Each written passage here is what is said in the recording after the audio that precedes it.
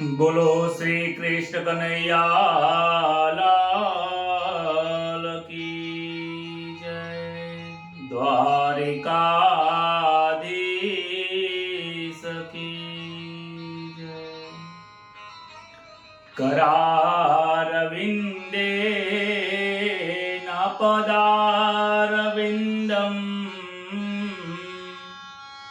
मोखारविन्दे विनवेशयन्तम्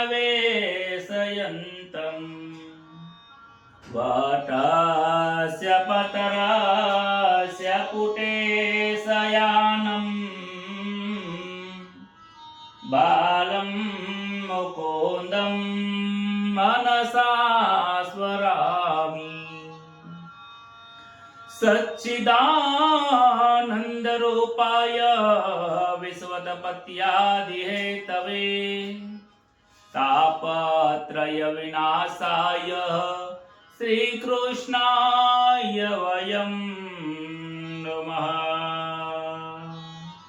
प्रथम नमो गुरुदेवने लरि लरि लागो पाय। मात पिता ने वंदन करो राखो चरण निमाय। हे जी हरि गुरु संत सौ पधारजो कथा कहो मम मति अनुसार। प्रेम स्वरूप परमात्मानी सुनो भागवत महापुराण।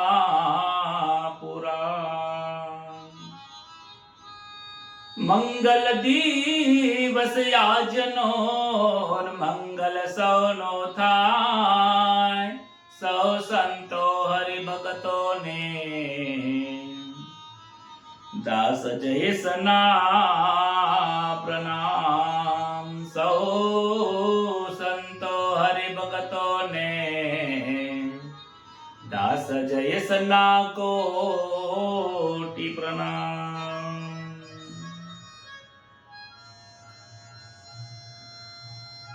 परम पवित्र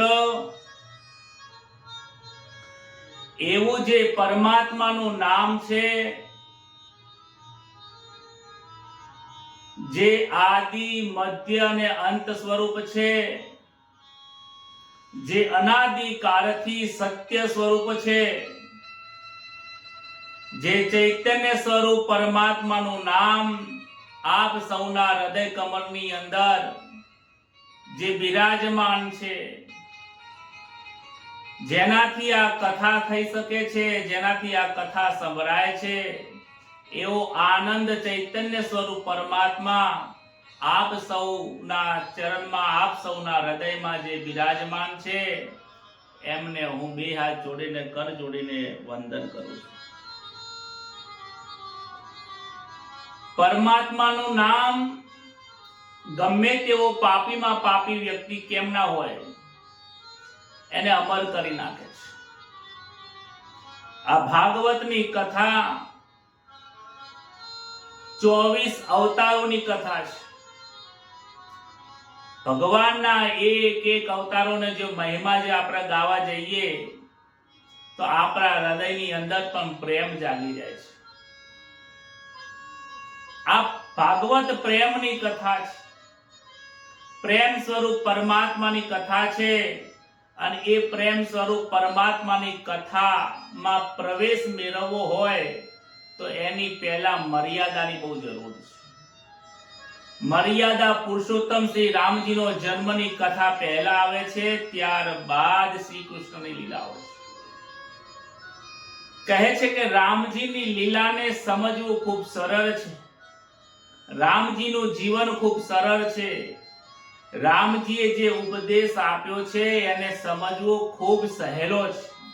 કારણ કે એમને એમના વર્તનથી, વ્યવહારથી આખા સમસ્ત જગતને પ્રકાશ આપ્યો છે, બોધ આપ્યો છે।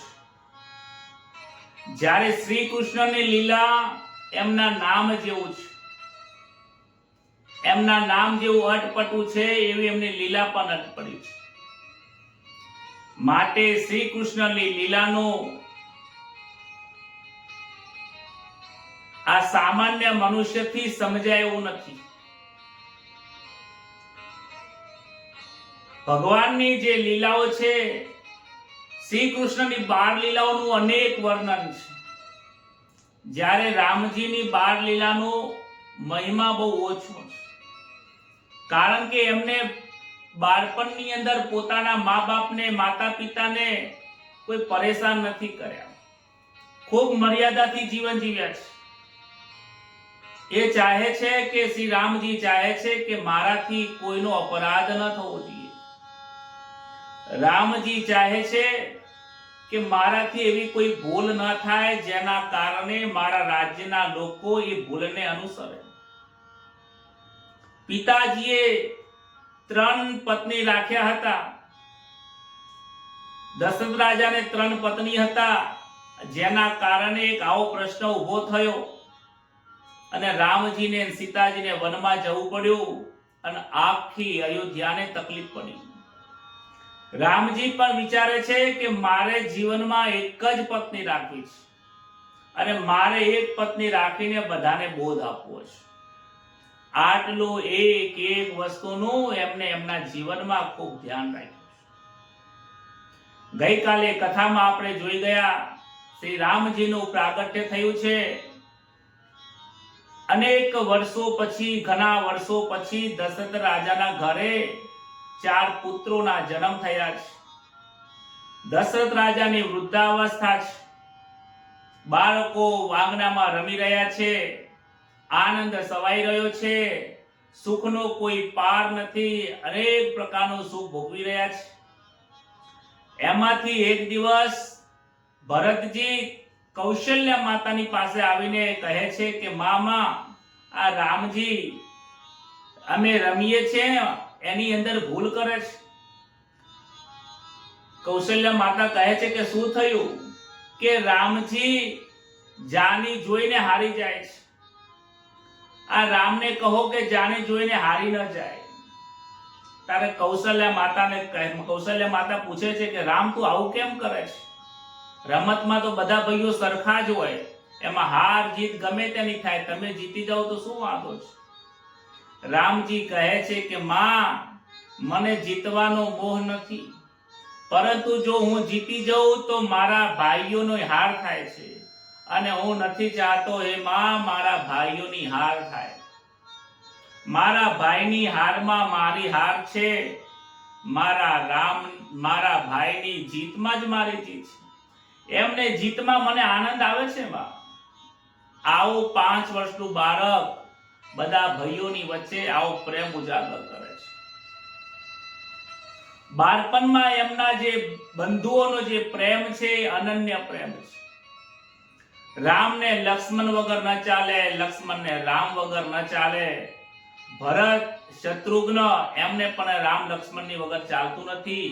આ 4 ભાઈઓનો જે બંધુનો પ્રેમ છે ને એ ખૂબ અનન્ય છે.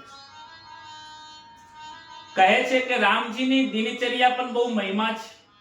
સવારમાં બ્રહ્મ મુહૂર્તમાં ઉઠે છે, માતા પિતાની સેવા કરે છે, માતા પિતાને વંદન કરે છે, સૂર્યનારાયણને અર્ઘ્ય આપે છે અને અર્ઘ્ય આપ્યા પછી દેવ મંદિરમાં દર્શન કરવા જાય છે અને દર્શન કરતા કરતા ભગવાનનું ભજન કરે છે અને અનેક લોકોને આનંદ કરાવે છે.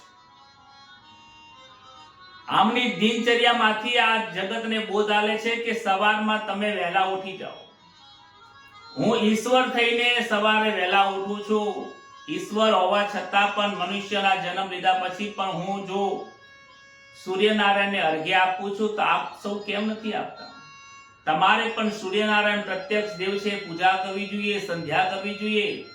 ભગવાન નારાયણ હોવા છતાં પણ એમનું મનુષ્યનું જે કર્તવ્ય છે, એમનો જે ધર્મ છે એ ધર્મનું પાલન કરે છે.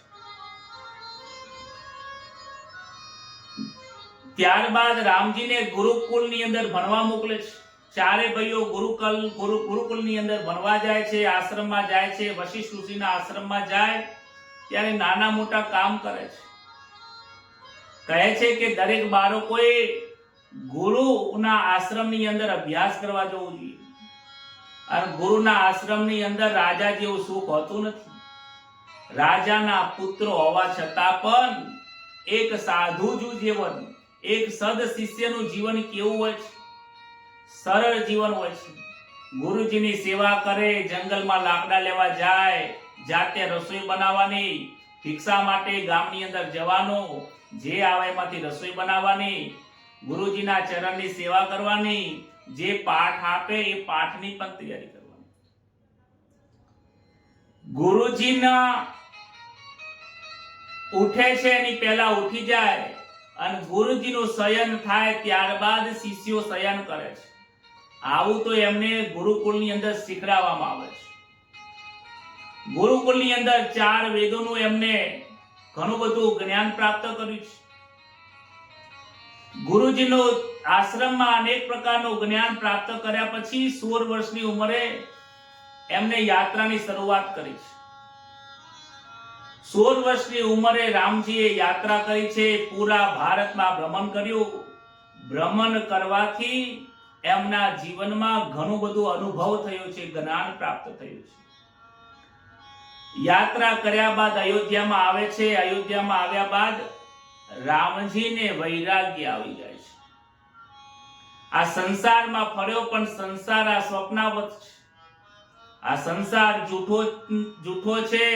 આ સંસાર સારું નથી. આ રાજ્યનું જે સુખ છે એ નહિવત છે. આ રાજ્યના સુખની પાછળ મારે મહેનત કરવી નથી, મારે પરમાત્માની પ્રાપ્તિ કરવી છે.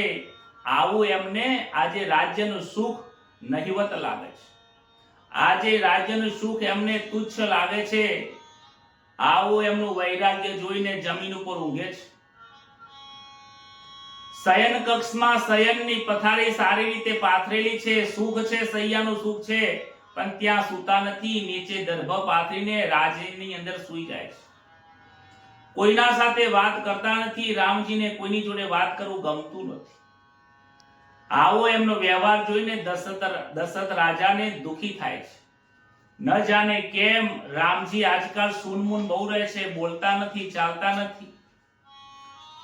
કોઈ જમવાનું કહે છે તો જમવાનું એકદમ સાદું ભોજન લે છે, પણ અનેક પ્રકારની મીઠાઈઓ લઈને આવે, ભોજન થાળા લે, કૌશલ્યા માતા જમાડે, પણ આજે રામજી જમતા નથી. વશિષ્ઠ ઋષિ જોડે જાય છે. વશિષ્ઠ ઋષિ રામજીને બોલાવે છે, કહે છે કે રામજી, તમને આટલો બધો શોક અને વૈરાગ્ય કેમ થયો છે? રામજી કહે છે, મહારાજ ગુરુદેવ, આ સંસાર ખોટો છે.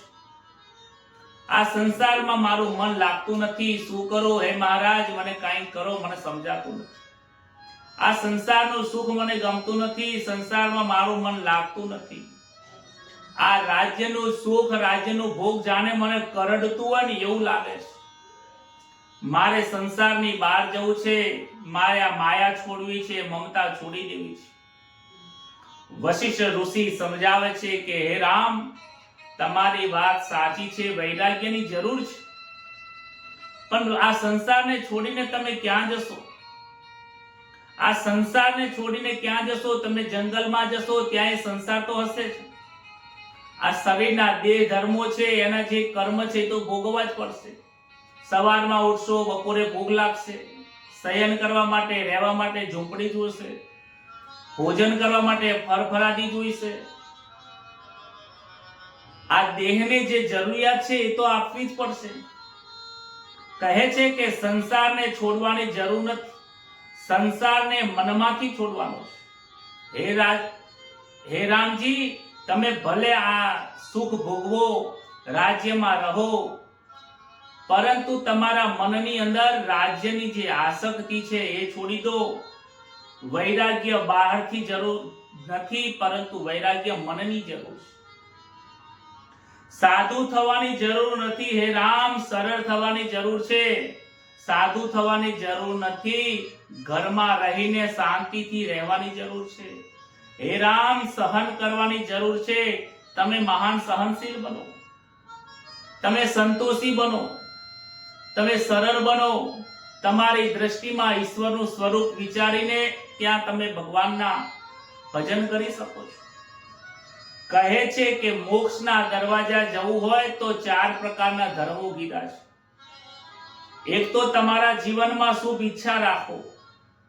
તમને જે ઈચ્છા થાય છે એ સંસારની થાય છે. સંસારને છોડીને પરમાત્માના દર્શન કરવાની ઈચ્છા રાખશો તો તમને વૈરાગ્ય જ. ત્યારબાદ કહે છે સંતોષ રાખો. ભલે તમે રાજ્યમાં રહો, ઈશ્વર જે પણ તમને સુખ આપે દુઃખ આપે, મનને સ્થિર કરીને ત્યાં રાખો. ત્રીજા નંબરનું દ્વાર કહે છે કે સ્વરૂપાનું સંધાન. પોતાના સ્વ સ્વરૂપને ભૂલવાનું નથી. તમે અત્યારે કથા સાંભળો છો એટલે બહુ સારું લાગે છે. કથા સાંભળ્યા પછી આ જે સંસારનો વ્યવહાર છે ને એ આપણા મનમાં બેસી જાય છે.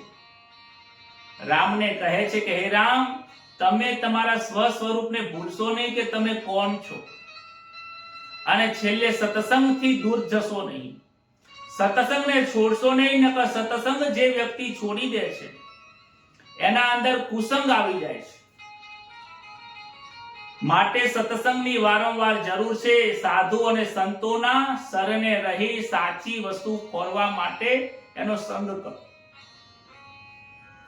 સત્યનો સંગ કરવો, સત્યનું આચરણ કરવું, સત્યના ધર્મના પાછળ ઊભું રહેવું, એ જ સત્સંગ છે. સત્ય વસ્તુ પરમાત્મા છે. પરમાત્મા સત્ય સિવાય બીજું કોઈ જ નથી. એવું મનમાં દ્રઢ નિશ્ચય કરીને વ્યવહાર કરવો એ સત્સંગ છે. સારા સંતોની પાસે બેસીને સારું સારું સમજણમાં લેવું એ સત્સંગ છે. આજકાલ લોકો તો રોડ ઉપર સત્સંગ કરવા બેસી ગયા છે. ડોંગરેજી મહારાજ કહે છે કે ઘણી વખત એવા લોકો પણ તમને મળી જાય કે સંસારના દુઃખોની ચર્ચા કરતા હોય. એ સત્સંગ નથી. ઘણા જીવાત્માઓ પોતાના દુઃખનો ઉભરો ઠાલવતા હોય છે સંતોની જોડે, અને ઘણા સંતો એ દુઃખનો ઉભરો ઠાલવવા માટે, એને શાંત કરવા માટે વ્યવહારિક જ્ઞાન પણ આપતા હોય છે. જરૂરી છે વ્યવહારિક જ્ઞાનને, પરંતુ એ સત્સંગ નથી. જે સત્સંગની અંદર સત્ય સ્વરૂપ પરમાત્માની વાત ન થતી હોય, એ પણ પક્ષપાત રહિત વાત થતી હોય, એ જ સાચો સત્સંગ છે. ત્યારબાદ વિશ્વામિત્ર આવે છે. વિશ્વામિત્ર કહે છે કે મારા યજ્ઞની અંદર અનેક રાક્ષસો આવે છે અને એની અંદર મારો યજ્ઞ ભંગ થાય છે. એ યજ્ઞની રક્ષા કરવા માટે રામ અને લક્ષ્મણને લેવા માટે એ અયોધ્યામાં આવે છે. સરયુ નદીમાં સ્નાન કર્યું છે. રાજાના દરબારમાં વિશ્વામિત્રજી આવ્યા છે અને દશરથ રાજા એમનું સ્વાગત કરે છે. કહે છે મહારાજ, હું ધન્ય થઈ ગયો છું. વિશ્વામિત્ર જેમને ગાયત્રીના 24 લાખ ગાયત્રીનું પુરસ્ચરણ કર્યું છે, એ પણ પુરસ્ચરણ 24 વખત કર્યું છે. 60,000 વર્ષ સુધી જેમને તપ કર્યું છે, એવા મહાન ઋષિ તમે આપ મારા રાજ્યમાં પધાર્યો છો. મને ખૂબ ધન્ય થયું. બોલો મહારાજ, હું તમારી શું સેવા કરી શકું? ત્યારે કહે છે કે મારે બીજું તમારી પાસે કાંઈ જોતું નથી, દક્ષિણા લેવા આવ્યો નથી. મારે તો ફક્ત રામ ને લક્ષ્મણ જોઈએ છે. હું યજ્ઞ કરું છું. યજ્ઞમાં અનેક રાક્ષસો વિઘ્ન કરે છે. રાક્ષસોનો સંહાર કરવા હે દશરથજી, હું રામ ને લક્ષ્મણ ને લેવા આવ્યો છું. રામ લક્ષ્મણને લેવાની વાત સાંભળતા દશરથ રાજાને દુઃખ થાય છે કે મહારાજ, તમે બધું માગો, મારો સૈનિક માગો, મારું રાજ્ય માગો, પરંતુ મારા રામને તમે માગશો નહીં. મારો રામ વહાલો છે, શત્રુને પણ તે વહાલો લાગે છે. મારો રામ મર્યાદાનું પાલન કરે છે. એ જે બાળક છે એ રાક્ષસોને કેવી રીતે મારી શકશે? હે મહારાજ, કૃપા કરો. જેમ માછલી જર વિના જેમ જીવી શકતી નથી, એવી રીતે મહારાજ આ દશરથ રામ વગર નહીં જીવી શકે. ત્યારે વશિષ્ઠ ઋષિ દશરથજીને સમજાવે છે કે મહારાજ, તમે ચિંતા કરશો નહીં. રામને ક્યાં સુધી ઘરમાં રાખશો? વિશ્વામિત્ર પવિત્ર બ્રાહ્મણ છે, અનેક સિદ્ધિઓ પ્રાપ્ત કરી છે. એમની સાથે જશે તો કંઈક સિદ્ધિઓનું જ્ઞાન પ્રાપ્ત કરશે. હવે તમારી વૃદ્ધાવસ્થા થઈ છે, ઘરની બહાર જશે તો સમાજ જોશે, કુટુંબ પરિવારના બીજાના લોકો જોશે, અનેક રાજાઓ એનું પરાક્રમ જોશે. અને મને તો એવું લાગે છે કે વિશ્વામિત્ર એના લગ્નની વાતો કરવા માટે કે કઈ છોકરી જોવા માટે લઈ જાય છે. આવું સાંભળી દશરથ રાજાને આનંદ થયો કે મારા રામના લગ્ન થશે, તો લઈ જાઓ, વાંધો નહીં, લઈ જાઓ. આનંદ થયો, મારા રામના લગ્ન થાય. લગ્નની વાત સાંભળીને દશરથ રાજા તૈયાર થયા છે. કહે છે માતાની આજ્ઞા લઈ આવો. કૌશલ્યા માતા કહે છે, હે પુત્ર, તારા પિતાની આજ્ઞા એ જ અમારી આજ્ઞા છે. તારા પિતાજી કહે એમ તારે કરવાનું છે. કહે છે કે યૌવન અવસ્થા 15 થી 35 વર્ષની જે ઉંમર છે એ જીવનમાં ખૂબ સાચવવાની જરૂર છે. આ જે સમય છે 15 વર્ષથી લઈને 35 વર્ષની ઉંમરનો જે સમય છે એ સમયને ગદ્દા પચીસી કહે છે. ડોંગરેજી મહારાજ એને ગદ્દા પચીસી કહે છે કે આ સમય દરમિયાન આ 25 વર્ષ જે વ્યક્તિ સાચવે અને સત્સંગ કરે એની વૃદ્ધાવસ્થા એનું જીવનમાં તરી જાય છે. જેને યુવાની બગડી, જેની જવાની બગડી, તેની વૃદ્ધાવસ્થા પણ બગડી છે. જેની જવાની અને યુવાની સુધરી ગઈ એને વૃદ્ધાવસ્થામાં દુઃખ પડતું નથી, કારણ એનું કંઈ કરી શકતો નથી. ત્યારબાદ વિશ્વામિત્ર ઋષિ રામજીને લક્ષ્મણને લઈને જાય છે. રસ્તામાં તારકાનો વધ કરે છે. કહે છે કે તારકા અનેક બાળકોને રડાવે છે. તારકા એ વાસનાનું પ્રતીક છે. જ્યારે તમે કોઈ શુભ કાર્ય કરવા જતા હોય ત્યારે અનેક વાસનાઓ આવે છે. ભગવાને તારકાનો વધ કર્યો છે. ત્યારબાદ વિશ્વામિત્ર ઋષિ યજ્ઞ આરંભ કરવા બેઠા છે. યજ્ઞશાળા બનાવી છે. યજ્ઞશાળાની અંદર 4 દ્વાર છે. રામ અને લક્ષ્મણજી પૂર્વ, પશ્ચિમ, ઉત્તર, દક્ષિણ 4 દ્વારે ઉભા રહીને યજ્ઞની રક્ષા કરે છે. વિશ્વામિત્ર ઋષિ જ્યાં યજ્ઞ કરતા હતા તે આશ્રમનું નામ છે સિદ્ધાશ્રમ આશ્રમ. તે વખતે યજ્ઞને અંદર ભંગ કરવા માટે મારીચ નામના અનેક પ્રકારના ત્યાં રાક્ષસો આવે છે. રાક્ષસોને ખબર પડી કે યજ્ઞ થાય છે, વિઘ્ન નાખવા માટે આવે છે. પરંતુ મારીચ નામનો જે રાક્ષસ છે એ વિઘ્ન નાખવા આવે ત્યાં દરવાજા ઉપર રામને જોવે છે. રામના દર્શન કરે છે. રામને જોતા એને જે મારવાની ભાવના હતી એ દૂર થઈ જાય છે અને હૃદયમાં પ્રેમ પ્રગટ થાય છે. મારીચ પણ વિચાર કરે છે કે આજે આ બાળકોને જોઈને મને કેમ દયા આવે છે. હું રાક્ષસ છું, મારામાં દયા હોતી નથી, પણ ન જાણે કેમ દયા આવે છે. હવે પૂર્વ દિશાથી નહીં પરંતુ પશ્ચિમ દિશાથી હું યજ્ઞનો ભંગ કરવા જાઉં. પશ્ચિમ દિશામાં જાય છે, ત્યાં પણ રામ અને લક્ષ્મણ દેખાય છે. બીજી બાજુ જોવે છે, ત્યાં પણ રામ લક્ષ્મણ. ઉત્તર દિશામાં જાય ત્યાં પણ રામ લક્ષ્મણ. યજ્ઞની ચારે કોર રામ લક્ષ્મણનો પહેરો છે. યજ્ઞ સંપત પૂરો થઈ જાય છે. મારીચ રાક્ષસ હોવા છતાં પણ રામના દર્શનથી એની બુદ્ધિ સુધરે છે. રામજીનું નામ એટલું મહાન છે. રામજીના દર્શન કરવાથી ભલભલા પાપી વ્યક્તિ હોય તો એમનું મન બદલાઈ જાય છે. એ સુંદર સ્વરૂપ છે એમનું. રાક્ષસો પણ સુધરી જાય છે. ત્યારબાદ જે મારીચ હતો એ યજ્ઞમાંથી ત્યાંથી નીકળી જાય છે. રામજી એક બાણ મારે છે અને બાણ માર્યું એટલે મારીચ ત્યાંથી દૂર જાય છે અને સમુદ્રના કિનારા ઉપર જઈને પડે છે. ત્યારબાદ રામ લક્ષ્મણની સાથે વિશ્વામિત્રજી ત્યાંથી યજ્ઞ પૂરો કરીને જનકપુરથી કંકુમ પત્રિકા આવી છે. સીતાજીનો સ્વયંવર ત્યાં રચાયો છે. રામ લક્ષ્મણ જનકપુરી તરફ જવા નીકળ્યા. રસ્તામાં ગૌતમ ઋષિનો આશ્રમ આવ્યો છે અને ત્યાં એક શિલા પડી હતી. રામજીને કહે છે કે આ શિલાને તમારા ચરણના સ્પર્શ કરો જેથી એમાંથી અહલ્યાનો ઉદ્ધાર થઈ જાય. રામજી કહે છે, મહારાજ ગુરુદેવ, હું કોઈ સ્ત્રીને પગ લગાવતો નથી, પરંતુ આ સ્ત્રી નથી, આ પથ્થર છે. જાણું છું આ પથ્થર છે, પણ પથ્થરની અંદર સ્ત્રી છે. હું કોઈ સ્ત્રીને નમન કરું છું મહારાજ, કોઈને પગનો ચરણનો સ્પર્શ કરતો નથી, કારણ કે જો સ્ત્રીને ચરણનો સ્પર્શ કરું તો મને પાપ લાગે. એનો ઉદ્ધાર થઈ જશે પણ મને દોષ લાગશે ને મહારાજ. હું કોઈને સ્ત્રીને દુઃખ થાય એવું કામ કરતો નથી. એટલામાં તો પવનદેવ વંટોળિયો બનીને આવે છે અને ભગવાનના ચરણની જે રજ હતી એ રજ ઉડીને એ પથ્થર ઉપર પડે છે, શિલા ઉપર પડે છે, એમાંથી શિલામાંથી અહલ્યાબાઈ પ્રગટ થાય છે, બે હાથ જોડીને નમસ્કાર કરે છે, વંદન કરે છે અને ત્યાં અહલ્યાનો ઉદ્ધાર કરે છે. અહલ્યાનું ચરિત્ર બહુ વિચાર કરવા જેવું છે. પથ્થર જે છે એ કામી છે. અહલ્યા એક પતિવ્રતા નારી હતી અને સંજોગો વસાત એક ગલતી થઈ જવાથી, ભૂલ થઈ જવાથી, પરપુરુષનો સ્પર્શ થઈ જવાથી પોતાના પતિનો એને શ્રાપ મળે છે. પોતે પતિવ્રતા નારી છે, એની કોઈ ભૂલ છે નહીં, ગલતી કોઈ છે નહીં. કહે છે પથ્થર એ કામ છે, જેના મનમાં કામ રહેલો છે ને એ પથ્થર બની જાય છે. માટે મનની અંદર કામને રાખશો નહીં, નહીતર પથ્થર જેવું બનવું પડે છે. ત્યારબાદ રામ લક્ષ્મણજી વિશ્વામિત્રની સાથે જનકપુરીમાં આવ્યા છે, આંબાવાડીમાં મુકામ કર્યો. જનક રાજાને ખબર પડી, વિશ્વામિત્રની પાસે આવ્યા છે, સ્વાગત કરે છે. કહે છે કે આ બે બાળકો કોણ છે? આ બે નવજવાન કોણ છે?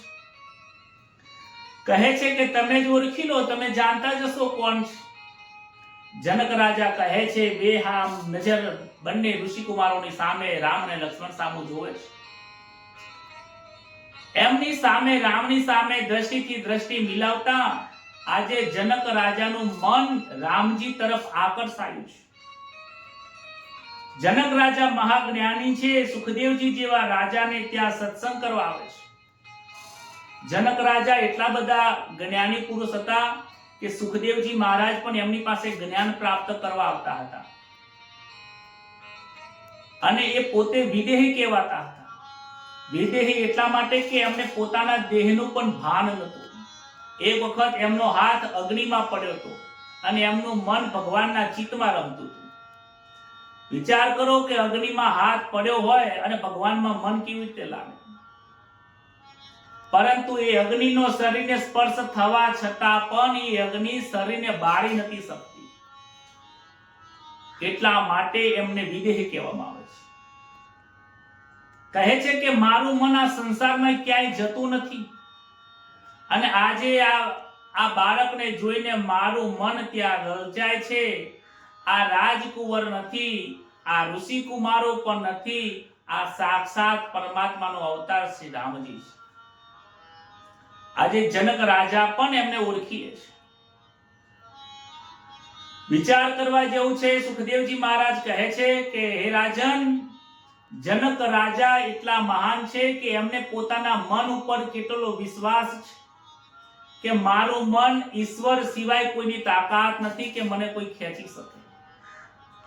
ગીતાજીમાં ભગવાન શ્રી કૃષ્ણએ કોઈ વ્યક્તિને ઉદાહરણ આપ્યું નથી કે તમે આના જેવા થાઓ. ગીતાજીના 18 અધ્યાયમાં કોઈ પુરુષનું નામ લીધું નથી, પરંતુ ગીતાજીમાં જનક રાજાનું નામ લઈને કહે છે કે હે અર્જુન, ઇન્દ્રિયાર્થેષુ વર્તન્તે ઇતિ ધારયન. સઘળી ઇન્દ્રિયો પોતપોતાના અર્થોમાં વર્તી રહી છે, એમ જ્ઞાનીઓ કોઈ વિષયોમાં આસક્ત થતા નથી અને દરેક ઇન્દ્રિયોને પોતાના અંતરની અંદર વાળી દે છે. ઇન્દ્રિયોને બહાર જતા નથી. એવા જે જનક રાજાનો જેવી ઇન્દ્રિયો હતી, જનક રાજા જેવા જીતેન્દ્રિય હતા, હે અર્જુન તું એમના જેવો બન. જનક રાજા વિશ્વામિત્રને કહે છે, આજ સુધી હું નિરાકાર બ્રહ્મનું ચિંતન કરતો હતો, પરંતુ મને હવે નિરાકાર નહીં પણ નરકાર નું ચિંતન થઈ રહ્યું છે. મને આ રામના દર્શન કરવાની ઈચ્છા થાય છે, મને એમને મળવાની ઈચ્છા થાય છે, મારું મન ત્યાં આકર્ષાય છે.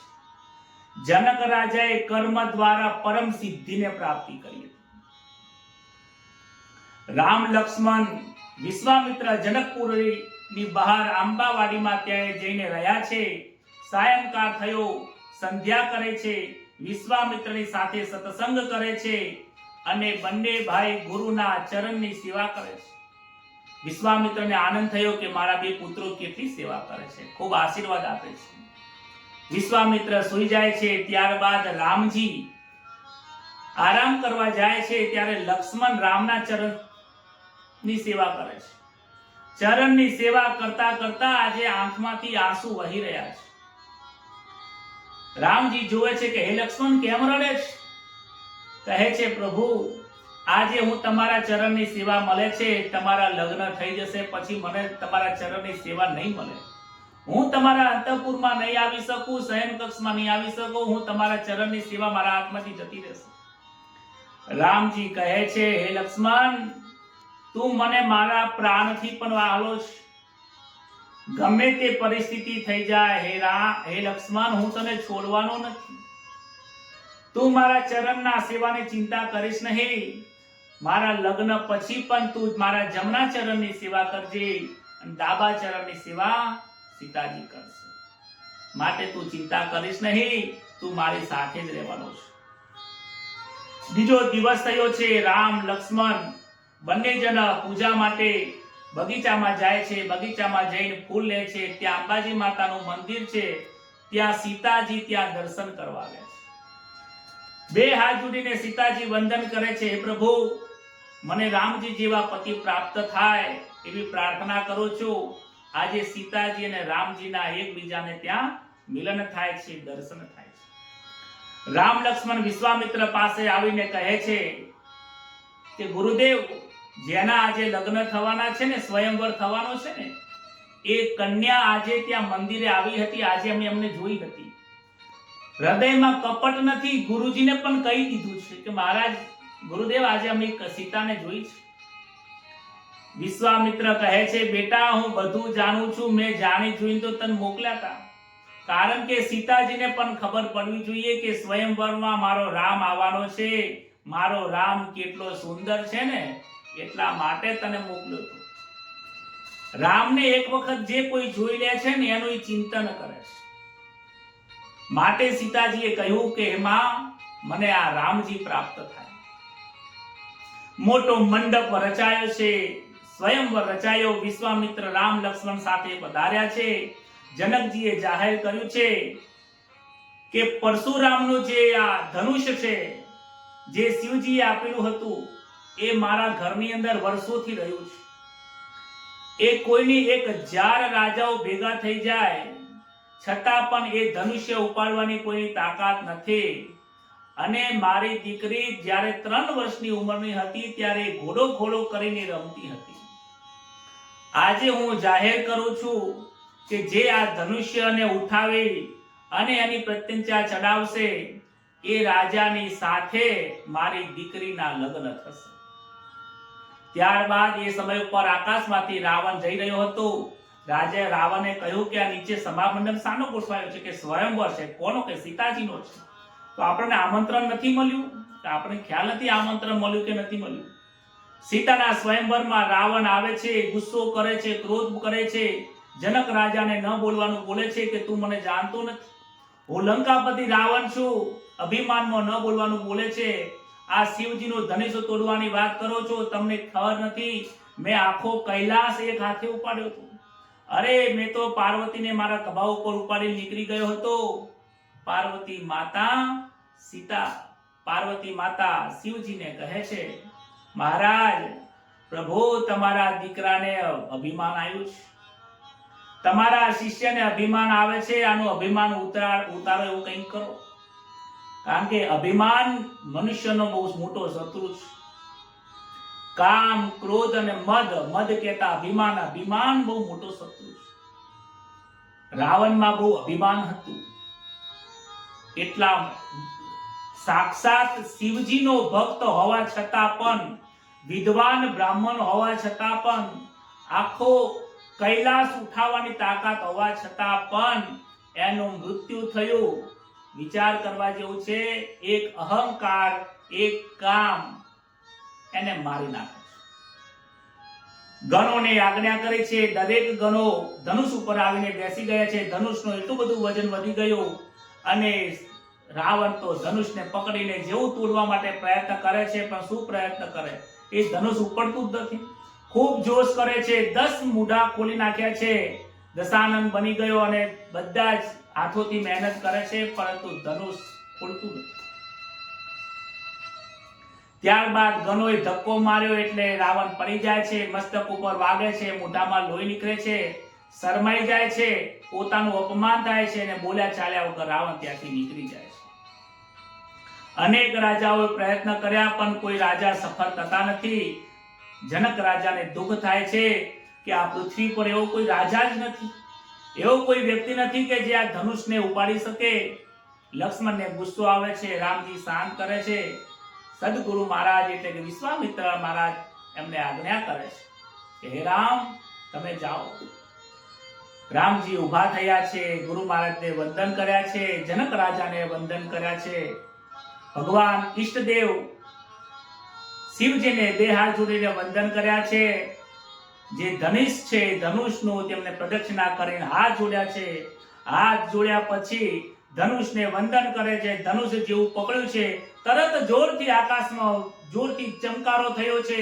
આકાશમાં ઢોલ નગારાઓ વાગી રહ્યા છે, જાણે કે કડકડાટ અવાજ થયો એવું ધનુષ જેવું પકડ્યું પ્રત્યંચા બિરાવા જાય છે. ત્યારે તો ધનુષના બે ટુકડા થઈ જાય છે. લોકોની આંખો અંજાઈ જાય છે, કોઈને દેખાતું નથી કે કેવી રીતે તૂટ્યું, શું થયું.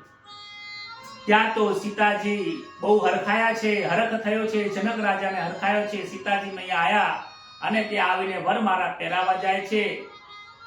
રામજી ઊભા રહે છે પણ મસ્તક નીચું કરતા નથી. સીતાજીની હાઈટ થોડી નીચી છે, રામજી થોડા ઊંચા છે પણ મસ્તક નીચું કરતા નથી. ગુરુજી કહે છે કે રામજી, રામ માથું મસ્તક નીચે કરો તો સીતાજી તમને હાર પહેરાવે. રામજી ના પાડે છે કે મારે લગ્ન કરવા નથી, માતા પિતાની આજ્ઞા વગર કેવી રીતે લગ્ન કરવું. વિશ્વામિત્ર સમજાવે છે કે મેં તમારા માતાજીને કૌશલ્યા માતાએ મને કીધેલું જ છે અને એમને પણ સીતાજી વિશે ઘણા બધા વખાણ સાંભળ્યા છે. તમે ચિંતા ના કરો, તમારા માતા પિતાની આજ્ઞા છે લગ્ન કરવાની. તો કે હું લગ્ન કરું પણ મારો ભાઈ લક્ષ્મણ કુંવારો રહી જાય. મારા ભાઈ લક્ષ્મણના પણ લગ્ન કરાવો, ભરતના કરાવો, શત્રુઘ્નના કરાવો. જનક રાજા કહે છે ચિંતા ના કરો, મારા ઘરમાં બીજી 3 દીકરીઓ પણ છે. દશરથ રાજાને જાન જોડી આવવાનું કહે છે. કંકુમ પત્રિકા મોકલાવી છે. દશરથ રાજા જાન જોડીને આવે છે. નારદજીએ લગ્નનું મુહૂર્ત આપ્યું છે. માગસર સુદ પાંચમનો દિવસ ગોરજનો સમય થયો છે. દશરથ રાજા જાન લઈને આવ્યા છે. આ સાધારણ લગ્ન નથી. આજે આવ્યા અને સાંજે નીકળી ગયા. આ તો પરમાત્માના લગ્ન છે. ધનતેરસના દિવસે જાન આવી છે. આસો વદ તેરસના દિવસે જાન આવી. પછી આસો પછી કારતક માગસર સુદ પાંચમના દિવસે સાંજના સમયે લગ્ન થયા છે. પોષ મહાન ફાગણ મહિનાની રંગ પંચમીએ રઘુનાથજીના લગ્ન પછી વિદાય થઈ છે. આ 6 મહિનાના લગ્ન હતા. આ ક્યાં આજના જીવાત્માના લગ્ન હતા કે ભાઈ સમય નથી. ભગવાનના લગ્ન છે. રઘુનાથજી જ્યારે લગ્ન કરવા ગયા છે, કામદેવ ઘોડો બનીને આવ્યો. આજકાલ જે લગ્ન કરવા જાય છે એ કામને પોતાના છાતીએ બાંધીને લઈ જાય છે, પરંતુ રામજીએ તો કામરૂપી ઘોડાની ઉપર બેસી ગયો. કામદેવને ઘોડો બનાવી દીધો, એના ઉપર બેસી ગયા છે. જીતેન્દ્રિય છે. આ સાધારણ મનુષ્યના લગ્ન નથી. પરમાનંદ થયો છે. ભગવાન રામ સુવર્ણના સિંહાસન પર પધરાવ્યા છે. બ્રાહ્મણો મંગલાષ્ટક બોલી રહ્યા છે. ગંગા સે તો સરસ્વતે ચ યમુના ગોદાવરે નર્મદા કાવેરી ચરયો મહેન્દ્ર તનયા ચરમન્વતી વેદિકા ક્ષિપરાવે દ્રવતી મહાસુર નદે ખ્યાતા ગયા ગંડકી પૂર્ણાપૂર ન જલે સમુદ્ર સહિતા કુર્યાત સદા મંગલમ. શુભ લગ્નમ સાવધાન, શુભ મુહૂર્તમ સાવધાન. સાવધાન સાવધાનના ત્યાં મંત્ર બોલાઈ રહ્યા છે. એક એક કુમારને એક એક કન્યાદાન કરાવ્યું છે. સીતાજીએ વર મારા રામજીને પધરાવી છે, પહેરાવી છે. કહે છે, રામજીને કહે છે પ્રતિગૃહનામી બોલો, કહે છે કે આ દાન સ્વીકારો, કન્યાનું દાન સ્વીકારો. ત્યારે રામજી દાન સ્વીકારે છે, પ્રતિગૃહનામી બોલે છે. વિધિપૂર્વક રામ અને સીતાજીના લગ્ન થયા છે. રંગ મહોત્સવ થયો છે. જનકપુરથી અયોધ્યા આવવા પ્રયાણ કર્યું છે. સીતાજી સાક્ષાત મહાલક્ષ્મીનો અવતાર છે.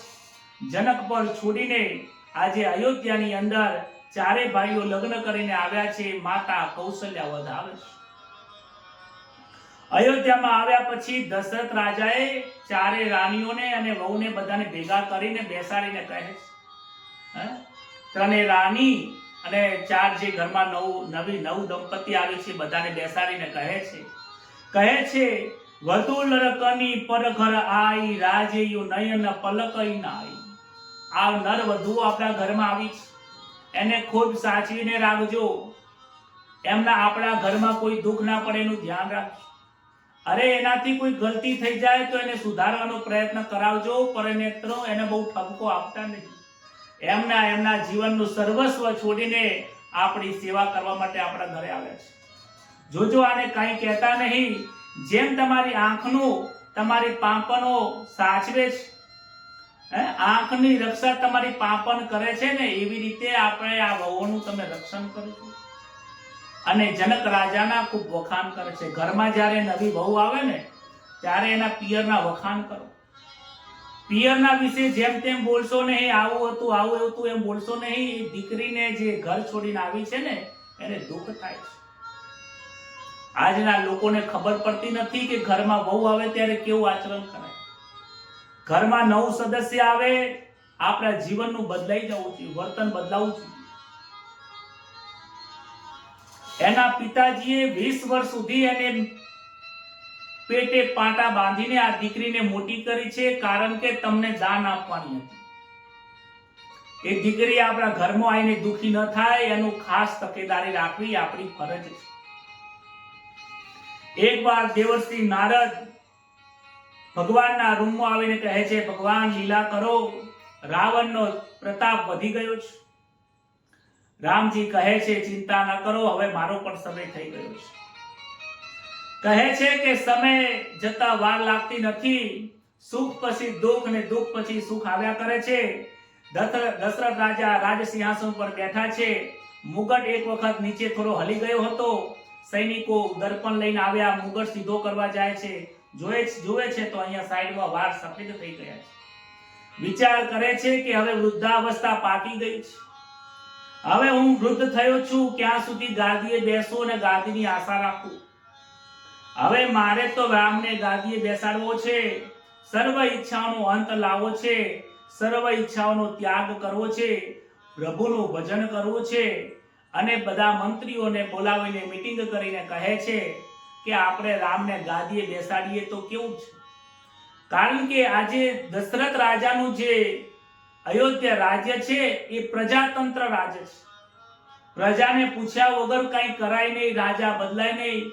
ત્યારે સુમંત અને બધા મંત્રીઓ કહે છે, મહારાજ અમે તો ક્યારના રાહ જોઈને બેઠા છીએ કે રામજી આવે અને સીતારામ સોનાના સિંહાસન પર બેસે, પરંતુ અમને સંકોચ થતો હતો આવું કહેતા.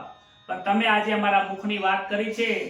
વશિષ્ઠ ઋષિને કહ્યું કે તમે મુહૂર્ત શોધો. વશિષ્ઠ ઋષિજી તો જાણતા જ હતા કે રામજી જે દિવસે ગાદીએ બેસે એ મુહૂર્ત જ છે.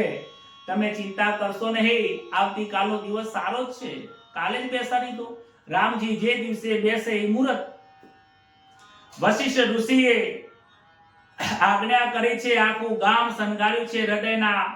દશરથ રાજાના હૃદયમાં આનંદ સમાતો નથી. દશરથ રાજાના જીવનમાં આજે છેલ્લો દરબાર છે. સૂર્યવંશની ગાદીમાં રાજા ભગીરથ દિલીપજી બિરાજમાન થયેલા હતા. આજ સુધીમાં મેં આ ગાદી ઉપર બેઠો છું. ગાદીની સેવા કરી છે, શુદ્ધ ન્યાય કર્યો છે. હવે પછી આવતીકાલથી આ સૂર્યવંશની ગાદી ઉપર મારો પુત્ર રામ બેસવાનો છે. ભગવાનને પ્રાર્થના કરે છે કે તમે જેવી અમારી રક્ષા કરી છે એવી રક્ષા મારા રામની પણ કરજો. આવતીકાલથી આ ગાદી મારો પુત્ર સંભાળશે. અયોધ્યાની અંદર રામનો રાજ્યાભિષેક થવાનો છે, આ સાંભળીને સર્વને આનંદ થાય છે, પરંતુ કારને આનંદ થતો નથી. કાર કહે છે હું કોનામાં જાઉં. વિઘ્નેશ્વરી દેવીનું રૂપ ધારણ કરીને આવે છે, મંથરા ઉપર નજર પડી મંથરાની અંદર પ્રવેશ કરે છે. કહેવાય છે કે વ્યવહારમાં જો ભૂલ થાય ને એને સજા મળે છે. કૌશલ્ય માતાએ એક વખત ભૂલ કરેલી કે રામનો રાજ્યાભિષેક થવાનો છે, એ ખુશીમાં દાસીને હાર આપે છે, સોનાનું દાન કરે છે. કૈકેયીની જે દાસી મંથરા છે એને આપતી નથી, એટલે ભૂલી જાય છે. મંથરાને આ બાબત દુઃખ લાગે છે કે જો આજે રામ રાજા બનશે તો એની માને તો આજે જેટલી છે એના કરતા પણ વધારે માનપાન મળશે, અને એની દાસી તો વધારે ઊંચી જશે, અને હું તો કૈકેયીની દાસી છું, અને કૈકેયીની દાસી બનીને મને શું મળ્યું છે? આવું મનમાં અનેક પ્રકારના કુવિચારો કરે છે અને ખરાબ વિચારો કરે છે. કૌશલ્યાની દાસીએ મહેનું માર્યું. મંથરાના હૃદયમાં ઈર્ષાનો અગ્નિ પ્રગટ થયો છે. મંથરા કૈકેયીની પાસે આવીને રડવા લાગી, બોલતી નથી ને નિશાસા નાખે છે. કહે છે કે કેમ રડે છે? મારા રામને કંઈ થયું તો નથી ને? અરે તારા રામે તો શું થવાનું છે? રામને તો રાજા ગાદીએ બેસાડે છે. રામનો રાજ્યાભિષેક થાય છે. આ સાંભળીને પોતાનો જે ચંદ્રહાર હતો સોનાનો એ કૈકેયીને આપે છે, પણ કૈકેયીને તો હાર ગમતો નથી, ફેંકી દે છે. કહે છે કે આ તે સોનાનો હાર કેમ ફેંકી દીધો? તને શું થાય છે? કેમ આટલું દુઃખ છે? કહે છે કે રામ ગાદીએ બેસે કે ભરત ગાદીએ બેસે મને શું ફરક પડવાનો છે? હું તો દાસી જ બનવાની છું. મંથરાએ તો ધરતી ઉપર બટકું મૂક્યું, મૂર્છા આવી હોય નાટક કરવા લાગી. મંથરા કહે છે કે મને શું પ્રાપ્ત થવાનું છે? હું તો દાસી જ રહેવાની છું. મારો સ્વાર્થ નથી, તારું બગડે છે, તારું સુધારવા માટે આવી છું. અરે રામ ગાદીએ બેસી જશે તો ભરતને નોકર ચાકર બનાવી દેશે, અને તારે પણ કૌશલ્યાની દાસી બનીને રહેવું પડશે.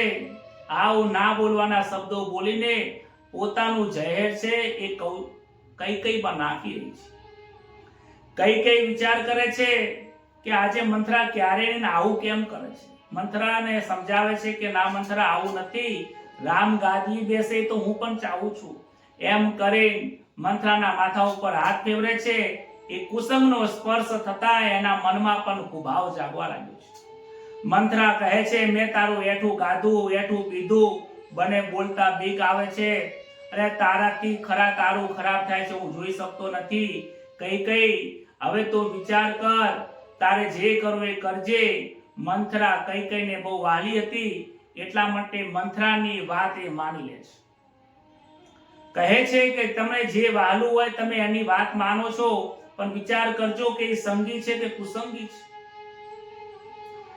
કહે છે કે તારી પાસે બે વરદાન છે, બે વરદાન તું માગી લે. એક તો ભરતને ગાદીએ અને 14 વર્ષનો વનવાસ માંગ્યો. કૈકેયી ભોળી છે, કુસંગથી કૈકેયીનું જીવન બગડ્યું. કુસંગથી મનુષ્ય દુખી થાય છે, સત્સંગથી મનુષ્યનું જીવન સુધરે છે. રોજના નિયમ પ્રમાણે દશરથ રાજા કૈકેયીના મહેલમાં આવ્યા. રાજા કૈકેયી રાણીને આધીન છે. જે કોઈ પુરુષ સ્ત્રીને આધીન હોય તો એનું કોઈ ભલું થતું નથી. ત્યારબાદ કહે છે કે મને મારા બે વરદાન બાકી હતા, એ બે વરદાન આપો. રાજા ખુશ છે કે જા, આજે તો મારો રામ ગાદીએ બેસવાનો છે, તું બોલ તારે શું જોઈએ છે. માંગે છે કે એક તો ભરતને ગાદી આપો. દશરથ રાજા કહે છે એમાં શું છે, ભરતને ગાદી આપી દઉં. રામ પણ કહે છે કે ભરતને ગાદીએ બેસાડો. મને ભરતને ગાદીએ બેસવામાં વાંધો નથી, બોલ તારું બીજું વચન શું છે. કહે છે કે રામજીને 14 વર્ષનો વનવાસ આપો. આ સાંભળતા જ દશરથ રાજા મૂર્છિત થઈ જાય છે, હતાશ થઈ ગયા, મૂર્છિત થઈ ગયા, નીચે પડી જાય છે. કહે છે કે તારા મોઢામાં જીવ કેમ ના પડ્યો? અરે આ રામને વનવાસ આપતા તારી જીભ કપાઈ કેમ ના ગઈ? એ કઈ ગઈ તું નિષ્ઠુર હૃદયની છે. હદની બહાર થઈને બેઠી છે. આમ કહીને દશરથ રાજા નીચે ઢળી પડ્યા છે.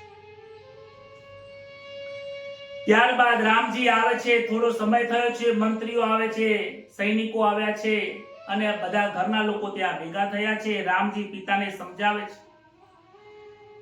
પોતાના પિતાને સમજાવે છે કે આપ ધુરંધર છો, તમને કોણ સમજાવી શકે? મહાપુરુષોના પ્રાણના ભોગે ધર્મનું પાલન કરવા માટે 14 વર્ષનો વનવાસ જો મને મળ્યો હોય તો મને વાંધો નથી.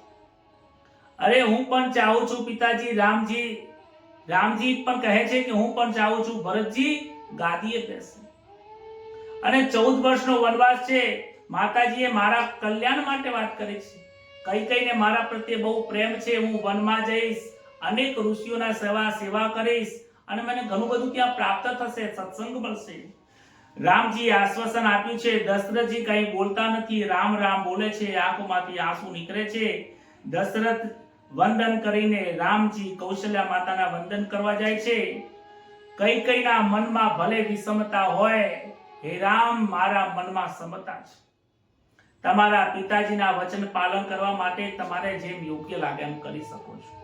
સીતાજી આવે છે. સીતાજી કે હું પણ સાથે આવું. રામજી ના પાડે છે, કહે છે કે તમારા વગર જો એવું લાગતું હોય કે હું અયોધ્યામાં જીવી શકીશ 14 વર્ષ માટે તો તમે આજ્ઞા કરો મને રહેવાની. રામજીને લાગે છે કે આ સીતાજી મારા વગર નહીં રહે. સીતાને રામ જાય છે ત્યાં તો લક્ષ્મણજી આવ્યા છે. લક્ષ્મણજી ખૂબ ગુસ્સામાં છે. દશરથ રાજા સ્ત્રીને આધીન છે. વચનમાં વિશ્વાસ રાખવો તે યોગ્ય નથી. હું રામનો રાજ્યાભિષેક કરીશ. જો કોઈ વિઘ્ન નાખવા આવશે તો એને હું મારી નાખીશ. રામજી લક્ષ્મણને સમજાવે છે કે ભાઈ, ક્રોધ કરીશ નહીં. આ જે દેખાય છે મિથ્યા છે. કોણ રાજ્ય, કોણ પ્રજા, તું ચિંતા કરીશ નહીં. માતા પિતાની સેવા માટે તારે ઘરમાં રહેવાનું છે. લક્ષ્મણ કહે, મારા માતા પિતા તો તમે મારા પિતા છો. માતા સીતાજી મારા મૈયા છે. તમે મારો ત્યાગ કરશો તો હું મારા શરીરનો ત્યાગ કરી દઈશ. હું તમારા વગર નહીં જીવી શકું. મોટા ભાઈ, તમે મને છોડીને ના જશો. તમે જશો તો હું પણ આવીશ. રામજી જાણતા હતા કે લક્ષ્મણ અને સીતારામ વગર એ જીવી નહીં શકે. એટલે લક્ષ્મણને કહ્યું છે કે તમે સુમિત્રા માતાની આજ્ઞા લઈ આવો. માતાજી પણ આજ્ઞા આલે છે. ત્યારબાદ પત્ની ઉર્મિલાને ત્યાં મળવા આવ્યા છે. ઉર્મિલા કંઈ બોલતા નથી, એક શબ્દ મનથી બોલતા નથી. કહે છે કે જો હું પતિની સાથે જઈશ તો લક્ષ્મણજી એમના રામ અને સીતારામની સેવા નહીં કરી શકે. મારે અહીંયા જ રહેવું પડશે. એ પણ આજ્ઞા આપે છે. સીતા, રામ અને લક્ષ્મણ દશરથ પાસે આવ્યા છે. વંદન કરે છે, ધીરજ આપે છે કે પિતાજી હું વનમાં જાઉં છું, આશીર્વાદ આપો. કૈકેયી કહે છે કે તમને આજ્ઞા છે. તમારા પિતાજીની આજ્ઞા હવે લેવાની જરૂર નથી. આ વલકર વસ્ત્રો આપું છું. આ વલકર વસ્ત્રો પહેર્યા છે. સીતા, રામ અને લક્ષ્મણે વલકર વસ્ત્રો પહેર્યા છે. રાજ્યના વસ્ત્રો મૂકી દીધા છે. આજે આ વસ્ત્રમાં જોઈને દરેક લોકોને દુઃખ થાય છે. ગુરુજીને પણ દુઃખ થાય છે. અરે કૈકેયી, તું આ શું કરે છે? તે રામને વનવાસ આપ્યો છે, આ સીતાજીને વનવાસ નથી આપ્યો. છતાં પણ ત્રણેય જણ વલકર વસ્ત્ર પહેરી નીકળ્યા છે. રામ લક્ષ્મણની સાથે પ્રજાજનો પણ પ્રયાણ કરે છે. કૈકેયી કહે છે કે રામ ગયો અને અયોધ્યાને ઉજ્જડ કરતો ગયો. કહે છે સુખદેવજી કે જ્યાં મારું થાય છે ત્યાં ભગવાન બિરાજતા નથી, ચાહે એમનું ઘર હોય કે ગમે તે હોય. કૈકેયી અને મંથરાએ મારું કર્યું. ભગવાન કહે છે જ્યાં મારું હોય ત્યાં હું રહેતો નથી. કૈકેયીની ભેદ બુદ્ધિ હતી. પરમાત્માએ કૈકેયી અને ત્યાં રાજ્યનો ત્યાગ કર્યો છે. દશરથ રાજા મૂર્છામાંથી જાગ્યા છે કે રામ વનમાં ગયા. તે વિચારે છે કે મારો રામ વનમાં ગયો પણ મારા પ્રાણ કેમ નથી જતા. સુમંતને બોલાવ્યા છે. સોનાનો રથ બોલાવો અને એને થોડા સમય માટે વનમાં ફેરવો અને બાળક છે ફેરવીને પાછા લાવો. અને કદાચ મારો રામ ન માને ને તો સીતાજીને પાછા લાવજો. એને જોઈને થોડા દિવસ હું જીવી શકીશ. રથની અંદર રામ, લક્ષ્મણ, સીતાજી બેઠા છે. અયોધ્યા એમની પાછળ દોડે છે. પ્રજા દોડતી આવે છે. રામજી સમજાવે છે પણ અયોધ્યાની પાછળની પ્રજા રો કકર કરી રહી છે. હે પ્રભુ, અમને છોડીને જશો નહીં, અયોધ્યાને છોડીને જશો નહીં. રાજકુમાર ઘરને છોડીને વનમાં જાય છે. આવું તો ઘણી વખત ક્યારે જોયું નથી. ક્યારે એવું રાજ્યમાં જોયું નથી કોઈ રાજકુમાર રાજાનું જીવન છોડીને, રાજ્ય છોડીને વનમાં જતો હોય અને એની પાછળ આની પ્રજા પણ જતી હોય. મધ્યરાત્રિનો સમય થયો છે. રાત્રે મંત્રીને કહ્યું, આ પ્રજાજનો મારી સાથે દુખી થશે, તે યોગ્ય નથી. આ બધા તે રાતે સૂતા છે. અત્યારે રથ લઈને ચાલીએ, કોઈને ખબર નહીં પડે, ધીમેથી ચલાવો. મંત્રી સુમંતજી આજે રથ લઈને ધીમે ધીમે રાત્રે અડધી રાતે પ્રયાણ કર્યું છે. પ્રાતઃવેળમાં શૃંગવેરમાં આવ્યા. સવારમાં અયોધ્યાના વાસીઓ જોવે છે કે રામને જોતા નથી. રામના વિલાપમાં એ પણ રડે છે. ભગવાન અમને છોડીને નીકળી ગયા. શૃંગવેરમાં ગંગાજીને ત્યાં રામજી પ્રણામ કરે છે. ગૃહ રાજ્યને ખબર પડી સીતારામ પધાર્યા છે. કહે છે કે મારું રાજ્ય તમને આપી દઉં, તમે મારા રાજ્યમાં પધારો. ગૃહને કહે છે કે રાજન, મારે કોઈના રાજ્યમાં જવું નથી. મારે 14 વર્ષ વનમાં જ રહેવું છે. કોઈ ગામ કે શહેરમાં જવું નથી. ઝાડના નીચે મુકામ કર્યો છે. રામચંદ્રજી મંત્રીઓને કહે છે કે તમે અયોધ્યામાં જાઓ, તમે ધીરજ છોડશો નહીં. પિતાજીને પ્રણામ કહેજો.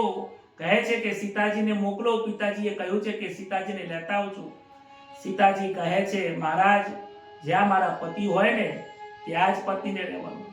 પતિના સુખે સુખ, પતિના દુખે દુઃખ, એ જ મારો ધર્મ છે. રાત્રિનો સમય થયો. સીતારામ દર્ભની પથારી પર સૂતા છે. લક્ષ્મણજી ચોકી કરે છે. ત્યારે બાદ તે સમયે લક્ષ્મણજી અને ગૃહની વચ્ચે સંવાદ થાય છે. ગૃહ રાજા કહે છે કે કૈકેયીનું હૃદય કેટલું કઠોર છે, કેટલી નિર્દય છે. ભરતને ભલે ગાદી આપી પણ 14 વર્ષનો વનવાસ તો નતો આપવો. ત્યારે લક્ષ્મણજી આ ગૃહકને સમજાવે છે. કહે છે કે રામજી વનવાસમાં નથી આવ્યા. રામજીને કોઈએ વનવાસ આપ્યો નથી. એ જે પણ કાંઈ કરે છે પોતાની સ્વ ઈચ્છાથી આવે છે. રામજીને સુખ પણ નથી, દુઃખ પણ નથી. મારા રામ અને સીતાજી તો સદાય આનંદમાં છે. એને જ્ઞાન આપે છે. જે જ્ઞાન આપ્યું છે ને ગૃહકને, એને લક્ષ્મણ ગીતા કહે છે. આખી રાત લક્ષ્મણજી ગૃહકજી સાથે વાતો કરી. સવારમાં શિવજીનું પૂજન કર્યું. ગૃહકના ઘરે જવાની ના પાડે છે. કહે છે કે ચિત્રકૂટમાં હું વાસ કરીશ. ત્યારબાદ ચિત્રકૂટમાં ભગવાન સીતાજી, રામ અને લક્ષ્મણજી આવ્યા છે. વડના જે દૂધ હતું એનાથી જટા બનાવીને આજે તપસ્વી વનવાસી બન્યા છે. સીતારામ અને લક્ષ્મણજી ગંગાના નદીના કિનારે આવ્યા. ગંગાનો કિનારો પાર કરવાનો હતો. પાર કરવાના સમયે લક્ષ્મણજી કહે છે કે હે કેવટજી, તમે અમારો ગંગાનો કિનારો પાર કરાવો. કેવટજી દૂરથી જોવે છે કે રામ, લક્ષ્મણ, સીતાજી આવ્યા છે. લક્ષ્મણજીને કહે છે, પ્રભુ પાર તો કરાવો, પરંતુ રામજીના ચરણના મું ધોઉં, ચરણ પખારું, પછી જ મારી નાવડીમાં બેસાડું. કારણ કે મેં સાંભળ્યું છે કે રામજીના પથ્થરને પણ જો ચરણના સ્પર્શ થઈ જાય તો એમાંથી સ્ત્રી બની જાય છે. પથ્થર સ્ત્રી બની જાય છે. મારી નાવડી જો સ્ત્રી બની જશે તો હું મારું ઘર કેવી રીતે ચલાવીશ? મારી આજીવિકા કેવી રીતે ચલાવીશ? રામજી સમજી જાય છે કે આ કેવટ અભણ છે, પરંતુ બહુ ભણેલો છે. રામજી તૈયાર થાય છે.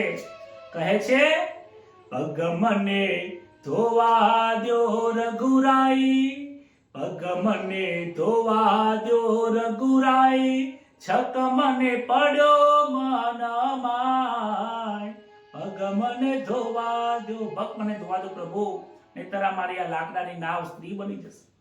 ભગવાન કહે છે, સારું, ચરણ પખારી લે. કથરોટ લાવે છે અને લાકડાની કથરોટમાં ભગવાનના ચરણ મૂકીને ચરણ પખારે છે. ભગવાનને કહે, તમારા ચરણ પખારું છું, ત્યાં સુધી તમારા બંને હાથ મારા મસ્તક ઉપર મૂકો.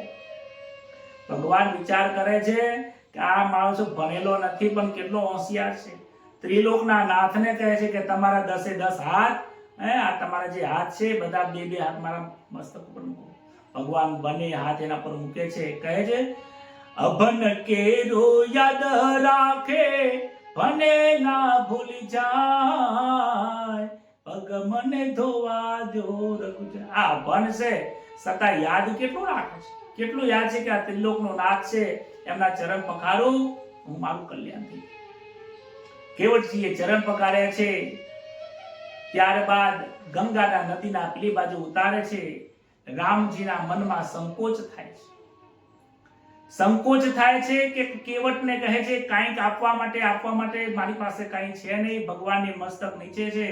સીતાજી સમજી ગયા કે આજે ત્રિલોકનો નાથ આખા જગતને આપવા વાળા જોડે આજે રામજી પાસે જાય છે. સીતાજીએ પોતાની મુદ્રિકા કાઢી છે, રામજીના હાથમાં આપી. રામજી મુદ્રિકા કેવટને આપે છે. કેવટ કહે છે કે હું આજે લઈશ નહીં, હું ના લઉં, ભાડું ના લઈ શકું. આજે તો હું સેવા જ કરીશ, કારણ કે મારા પિતાજીએ મને શીખવાડ્યું છે, બ્રાહ્મણ હોય કે કોઈ ઋષિ હોય કે કોઈ વનવાસી હોય કે ગરીબ હોય, આ ચાર લોકોથી ક્યારે ભાડું લેવું ન જોઈએ, એમની સેવા કરવી જોઈએ.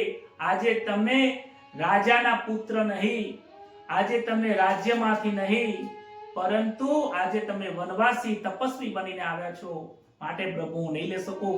અને બીજી વસ્તુ કે તમારી જાત ને આપણી જાત બંને એક જ છે, તમારી મારી નાત એક જ છે.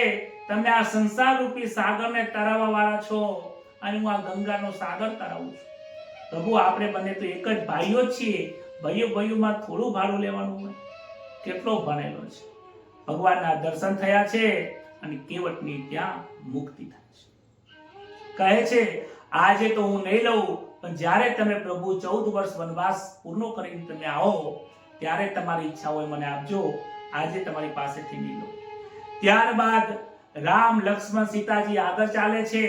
આગળ જેમ ચાલે છે તો આગળ રામ, વચમાં સીતાજી, પાછળ લક્ષ્મણજી ચાલે છે. હવે લક્ષ્મણ પાછળ ચાલતા ચાલતા જાય છે. કેડી નાની છે. લક્ષ્મણજી વિચારે છે કે સીતા અને રામના ચરણ ઉપર ચરણની જે પગલા પડ્યા છે એ ધૂળ ઉપર મારે પગ નથી મૂકવા, માટે સાઈડમાં ચાલે છે. સાઈડમાં કાંટા પડે છે પણ કાંટા ઉપર પગ મૂકે છે.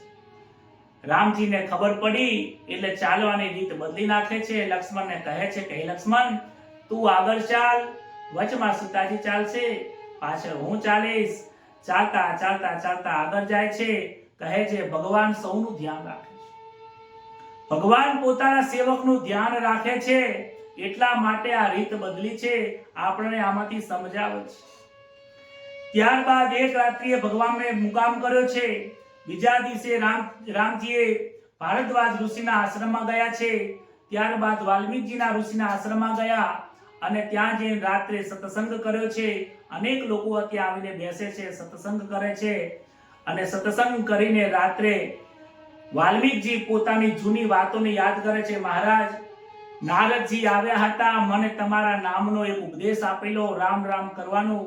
મને રામ બોલતા નતું આવડતું પ્રભુ, હું મરામ બોલતો હતો. મરામ બોલતા બોલતા રામ થઈ ગયો. આજે તમારા દર્શન થયા, હું કૃતાર્થ થયો છું. કહે છે 4 અંતઃકરણની અંદર ભગવાન બિરાજમાન કરી નાખો ને તો પરમાત્મા આજે જ મળી જાય. સુખદેવજી કહે છે 4 અંતઃકરણ છે, મન, બુદ્ધિ, ચિત્ત અને અહંકાર.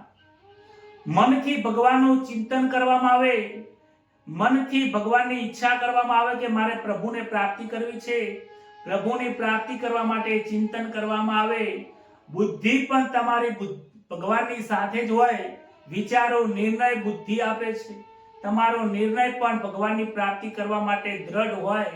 તો અહંકાર રૂપી જે શરીર છે, આ 10 ઇન્દ્રિયો જે છે એ પ્રભુના શરણમાં જઈને જ કાર્ય કરે છે. આવું ત્યાં સત્સંગ થાય છે. રઘુનાથજી મંદાકિની નદીના કિનારે પધાર્યા છે. અત્રિ ઋષિનો આશ્રમ છે. અત્રિ ઋષિના આશ્રમમાં પણ અનેક સત્સંગ કર્યા છે, ભગવાનના દર્શન કર્યા છે. ત્યારબાદ સુમંતને કહે છે કે તમને આજ્ઞા કરું છું કે તમે ઘરે જાઓ. ગૃહક રાજાને પણ પાછો મોકલ્યો છે. ગંગા નદીના કિનારે આવ્યા. જે દિશામાં જતા હતા ઘોડાઓ પણ ત્યાં ઊભા રહ્યા છે. ઘોડાઓ ખાતા નથી. પાણી જે મૂક્યું ત્યાં પાણી પડી રહ્યું છે. માલિક વગર આજે જે રથ જ્યાં ઊભો હતો એ રથ પણ એમ ને એમ ઊભો છે. આજે ઘોડાને પણ રામજીનો વિયોગ જણાતો ને એવું લાગે છે.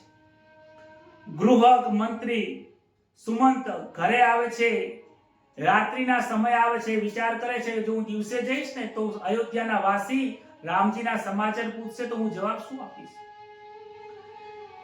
રાત્રે મહેલમાં આવ્યા છે. સુમંતને વાતની ખબર નથી. સુમંત કૌશલ્યાના મહેલમાં આવ્યા છે. મહારાજ ધરતી ઉપર પડેલા છે. રામના વિયોગમાં 5 દિવસ પૂરા થયા છે. મુખની ઉપર મૃત્યુની છાયા પડી રહી છે. મંત્રીએ આવીને પ્રણામ કર્યા. રામજીએ દશરથ રાજા આંખો ઉઘાડી પૂછ્યું, મારો રામ ક્યાં છે? તમે સીતાજીને લાવ્યા કે ન લાવ્યા? સુમંતજીના આંખોમાં આંસુ ભરાયા છે. સુમંતજી કહે છે, મહારાજ ધીરજ રાખો, આપ જ્ઞાની છો, હું રામજીનો સંદેશો લઈને આવ્યો છું. હું કેવો નિર્દય છું, રામજીના વિયોગમાં હજી પણ જીવતો પાછો આવ્યો છું. મહારાજ, રામજીને અયોધ્યામાં આવવા ઘણો મેં આગ્રહ કર્યો હતો, પરંતુ રામજી આવ્યા નથી. સીતાજીને પણ લાવવાનો પ્રયત્ન કર્યો, પણ સીતાજીએ કહ્યું કે મારા પિતાજી દશરથજીને તમે નમસ્કાર કરજો, વંદન કરજો, કારણ કે મારા પતિનું જ્યાં સ્થાન હોય છે ત્યાં જ પત્નીને રહેવાનું હોય છે. દશરથજી વ્યાકુળ થયા છે, કહે છે મારા પ્રાણ અકરાય છે, મારી છાતીમાં દુખે છે. શ્રવણના આંધળા માતા પિતાએ મને શ્રાપ આપ્યો હતો, પુત્રના વિયોગમાં તારું મૃત્યુ થશે. હજી સુધી મારું મૃત્યુ કેમ આવ્યું નથી? પુત્રના વિયોગમાં મરણ થશે તે સમય હવે આવ્યો છે તેવું લાગે છે, પરંતુ મારા પ્રાણ ક્યાં અટક્યા છે દેખાતા નથી. મધ્યરાત્રિના સમયે દશરથ રાજાએ રામ રામ રામ રામ રામ કહીને 5 વખત રામ બોલીને દેહનો ત્યાગ કર્યો છે. 5 પ્રાણ સિદ્ધ કરવા માટે દશરથ રાજા 5 વખત રામનું નામ બોલીને દેહનો છોડ્યો છે. દશરથ રાજાનો પ્રેમ સાચો હતો. દશરથ રાજાનો રામનો વિયોગ સાચો છે. રામના વિયોગમાં એ જીવી નથી શકતા. જે જીવાત્માને રામનો પ્રભુનો વિયોગ થાય ને એને પરમાત્માનું ભજન પ્રાપ્ત થાય છે. વિયોગ વગર સંયોગ થતો નથી. સાચો વિયોગ થાય ત્યારે જ સાચો સંયોગ થાય છે. મરણના સમાચાર સાંભળી વશિષ્ઠ ઋષિ આવ્યા છે. સર્વ લોકો વિલાપ કરે છે. વશિષ્ઠ ઋષિ ઉપદેશ આપે છે કે દશરથ રાજાનું મૃત્યુ થયું નથી. મરણ વિકતાએ એમને રામનું નામ લીધું છે, એમનું મરણ મંગલમય થયું છે. સેવકોને આજ્ઞા કરી કે કઈ દેશમાં જાઓ, ભરત શત્રુઘ્નને બોલાવી લાવો. ભરત અને શત્રુઘ્નને સંદેશો પહોંચાડ્યો છે, દોડથી આવ્યા છે. અયોધ્યામાં બધા બજારો બંધ છે, લોકોએ કાળા વસ્ત્રો પહેર્યા છે. ભરતજીને હૃદયમાં ફાર પડી ગભરાહટ થયો છે. અનેક ખરાબ વિચારો મનમાં આવે છે. દોડતા તે કૈકેયીના મહેલમાં આવે છે. કૈકેયી કહે છે, બેટા આજે તને બધું રાજ્ય પ્રાપ્ત થઈ ગયું છે. કહે છે કે તને બધું રાજ્ય મળી ગયું છે. તારા પિતાજી સ્વર્ગમાં ગયા છે. પિતાના મૃત્યુથી ભરતજી વ્યાકુળ થયા છે. મને પિતાની સેવા કરવાનો લાભ મળ્યો નહીં. માતાને પૂછે છે, મારા પિતાજી મૃત્યુ વખતે મારા રામ ક્યાં હતા? મારા પિતાજીનું મૃત્યુ થયું એ સમયે મારા રામ ક્યાં હતા? કૈકેયી કહે છે, રામ વનમાં છે. આ બધી વિગતો વિગતસર એને વાત કરે છે. રામજી વનમાં ગયા છે. આ સાંભળીને ભરતજીને જાણે કે પૃથ્વી તૂટી ગઈ હોય, જમીન માર્ગ કરતી હોય, ભૂકંપ આવ્યો હોય, એ રીતે ભરતજી જમીન ઉપર પડી ગયા છે. પિતાજીનો દેહાંત થયો છે એ સાંભળીને જેટલું દુઃખ નથી થયું એટલું દુઃખ ભરતજીને રામજી વનમાં ગયા છે આ સાંભળીને થયું. ભરતજી કૌશલ્યા માતાના મહેલમાં આયા. માં સ્વરૂપ જોતું નથી. ભરતજીને મૂર્છા આવે છે. થોડા સમય સ્વસ્થ કરે છે. કૌશલ્યા માતાને પૂછે છે, મારા રામ ક્યાં છે? અનર્થ થઈ ગયો છું. આ સર્વ અનર્થ થવાનું કારણ હું જ છું. અરે હું નરકમાં કેમ પડ્યો નથી? કૈકેયીએ રામને વનમાં મોકલ્યા, તેમાં મારી સંમતિ ના હોય. હે માં, આમાં મારી ભૂલ નથી. માતૃ પિતૃની હત્યા વગેરે પાપોનું ફળ મને મરજો માં, હું કશું જાણતો નથી. આજે સોગંદ ખાય છે માં કે રામને વનવાસ મોકલવામાં મારો કોઈ ઉદ્દેશ્ય નથી અને હું જાણતો પણ નથી. જો હું જાણતો હોય અને આની અંદર મારો કોઈ ભાગ હોય તો હું નરકમાં પડું માં. કૌશલ્યા માતા ધીરજ આપીને કહે છે, બેટા શોક કરીશ નહીં, હું તને જાણું છું તારો રામજી પ્રત્યે પ્રેમ કેવો છે. રામજી તો હસતા હસતા વનમાં ગયા છે. તારા પિતાજીએ દેહ ત્યાગ કર્યો, મારું નસીબ રૂઠ્યું છે, હજુ મારા પ્રાણ કેમ નથી જતા. બીજો દિવસ થયો, દશરથ રાજાના શરીરને અગ્નિ સંસ્કાર આપ્યો છે. લખ્યું છે કે દશરથજીની આજ્ઞા હતી કે રામ જો વનમાં જાય અને તેમાં જો ભરતની સંમતિ હોય ને તો મારા અગ્નિ સંસ્કારને હાથ ના અડાડતા. પરંતુ ભરતજીની આમાં સંમતિ તો ક્યાંથી હોય. અંતિમ સંસ્કાર ભરતજીએ કર્યા છે. રાણીઓ સતી થતા ભરતજી રોકે છે. શ્રાદ્ધ ક્રિયા પૂર્ણ કરી છે. 15 દિવસ પછી શોક સભા ભરવામાં આવી છે.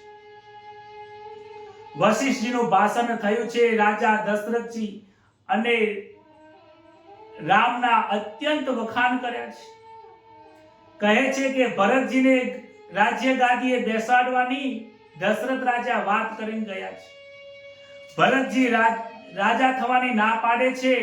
અનેક રીતે સમજાવે છે. ભરત 14 વર્ષ પછી રામજી વનવાસમાં પાછા આવે ત્યારે તમારી ઈચ્છા મુજબ કરજો, પરંતુ 14 વર્ષ તમે વનવાસ, રામજી વનવાસમાં છે ત્યાં સુધી તમે રાજ્ય ગાદી સંભાળી લો.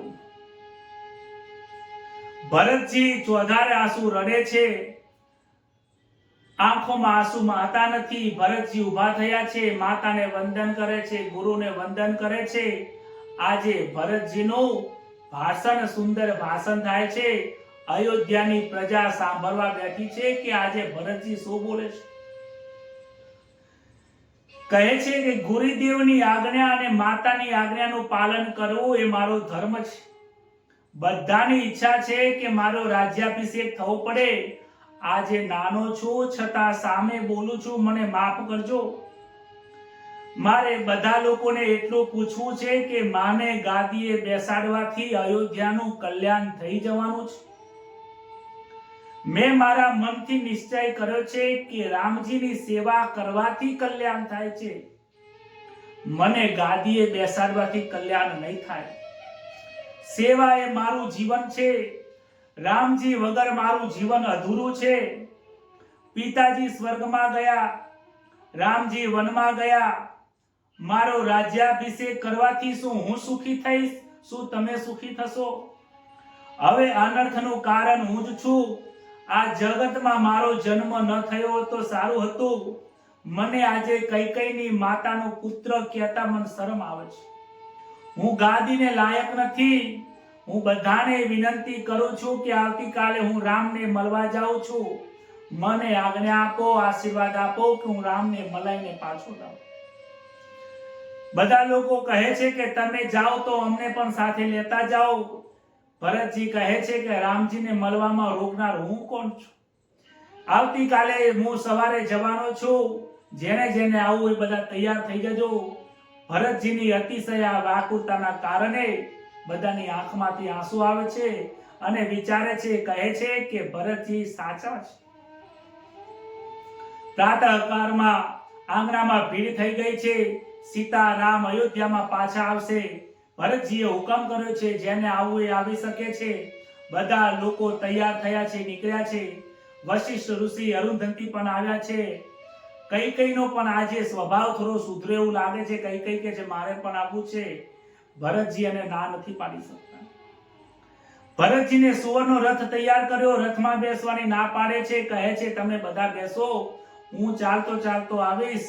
બધા આગળ જાય છે. ભરતજી અને શત્રુઘ્ન ચાલતા ચાલતા જાય છે.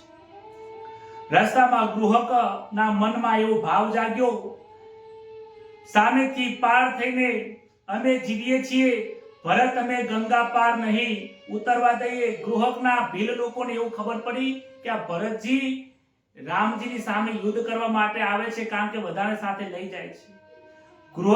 ગૃહરાજે વિચાર કર્યો કે ડાયરેક્ટ યુદ્ધ ના કરાય ભરતજી જોડે, પહેલા એની પરીક્ષા કરો. અને ભરતજી જોડે અનેક પ્રકારનું ખાવાનું લઈને આવે છે, પણ ભરતજી ભોજન કરતા નથી. ખબર પડી જાય કે ભરતને ભોજનમાં રસ નથી, કારણ કે એનામાં વૈરાગ્ય છે, એનામાં રામનો વિયોગ છે.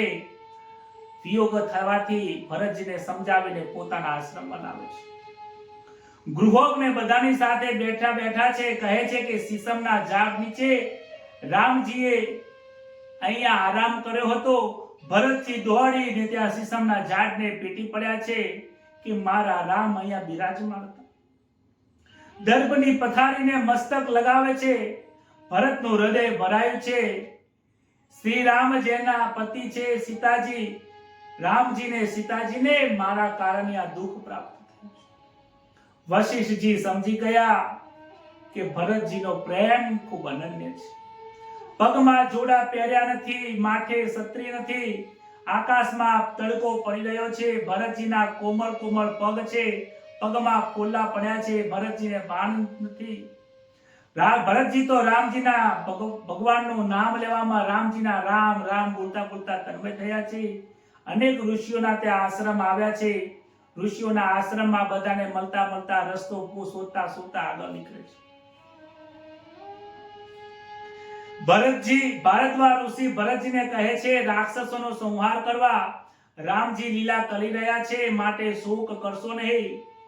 રાત્રે ભરતજી અને ભરદ્વાજની પરીક્ષા કરવા માટે નીકળ્યા છે. રામનો પ્રેમ, રામજી પ્રત્યે ભરતજીનો કેટલો પ્રેમ છે ને, પરીક્ષા કરે છે. રાત્રે જોવે છે તો ભરતજી બહાર બેઠા બેઠા રામજીનું ધ્યાન કરે છે. મને રામ ક્યારે મળશે, મને રામ ક્યારે મળશે. ભરદ્વાજ પણ વિચાર કરે છે કે ભરતજીનો પ્રેમ જેવો તેવો નથી. આજે ભરતજીને જોઈને ભારદ્વાજ ઋષિના હૃદયમાં પણ આંખો ભીની થઈ ગઈ છે. આવા ભરતને દર્શનને જ રામનું ફળ પ્રાપ્ત થાય છે. ભરતજી ત્રિવેણીના સંગમમાં આવ્યા છે.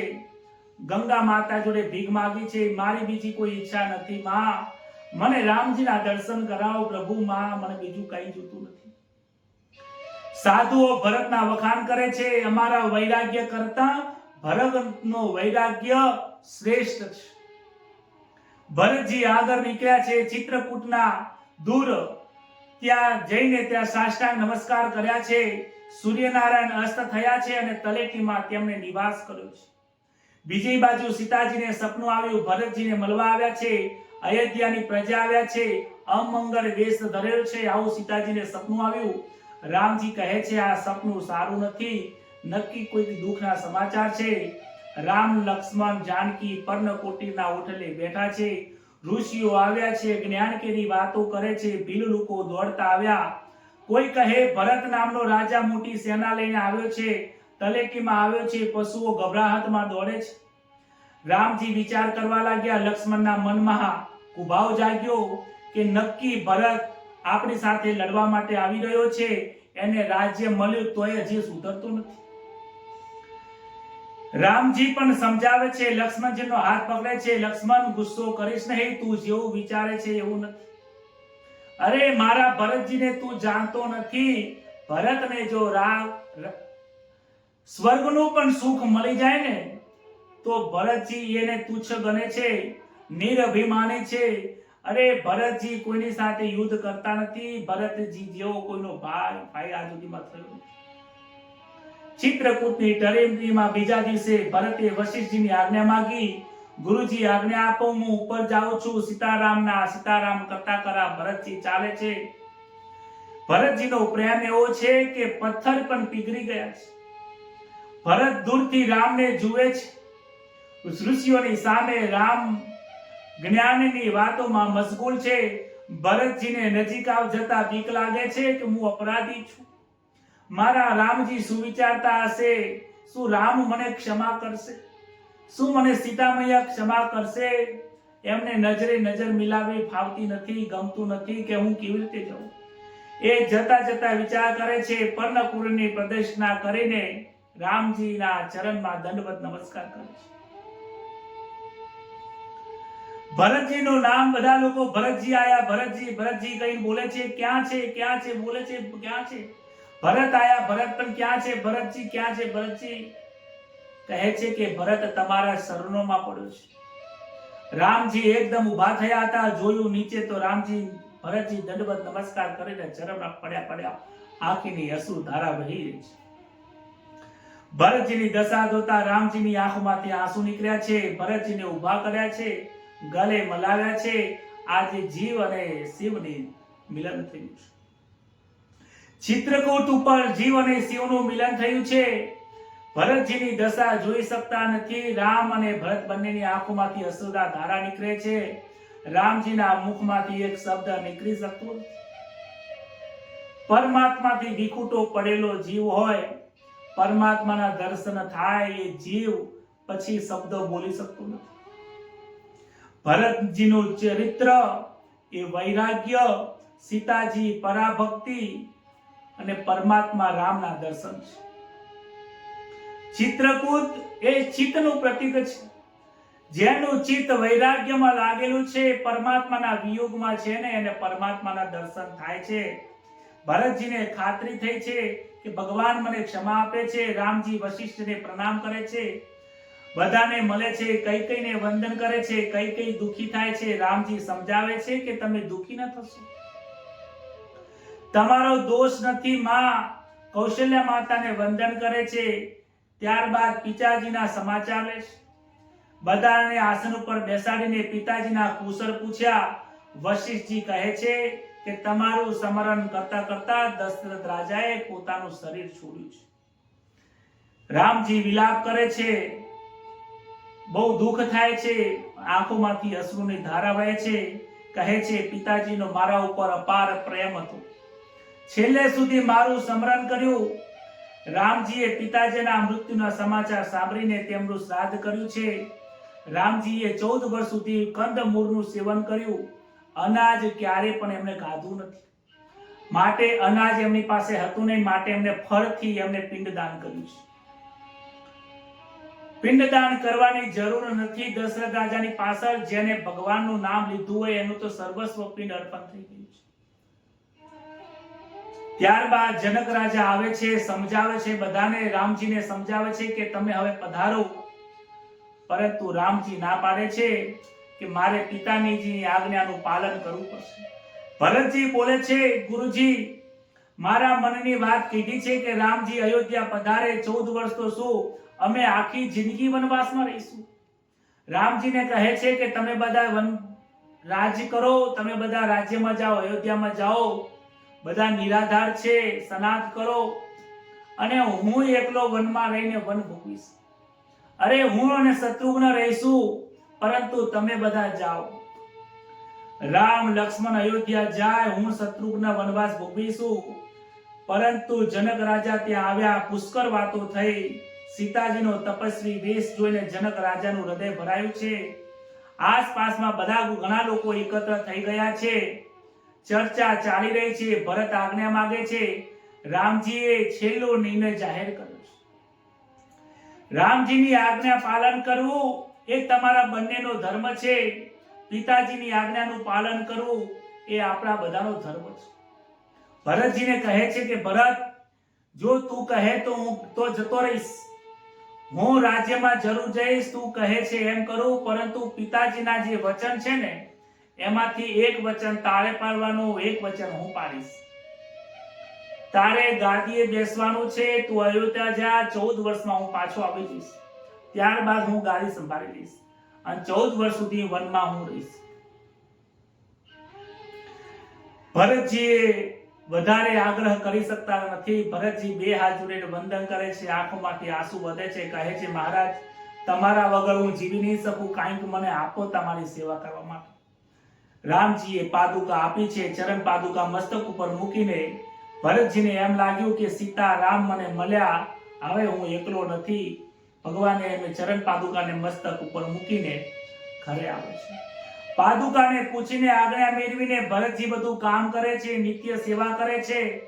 ગાયના છાણમાંથી જે જવ નીકળે ને એને ગૌમૂત્રમાંથી ઉકાળીને અને 24 કલાકમાં એક જ વખત એ પીવે છે.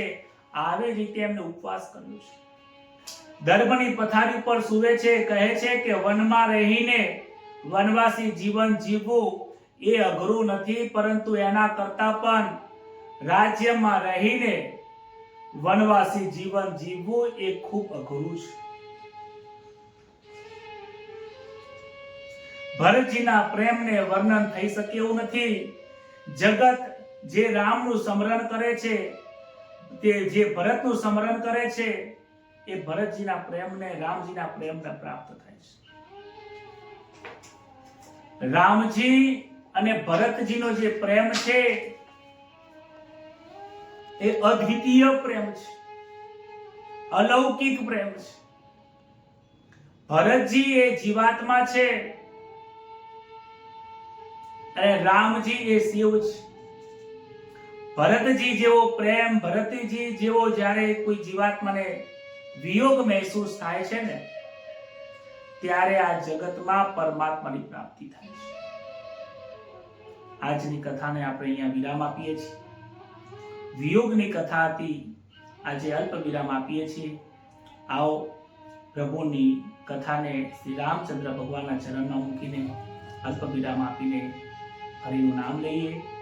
હરે રામ રામ રામ હરે હરે, હરે કૃષ્ણ કૃષ્ણ કૃષ્ણ હરે હરે, હરે રામ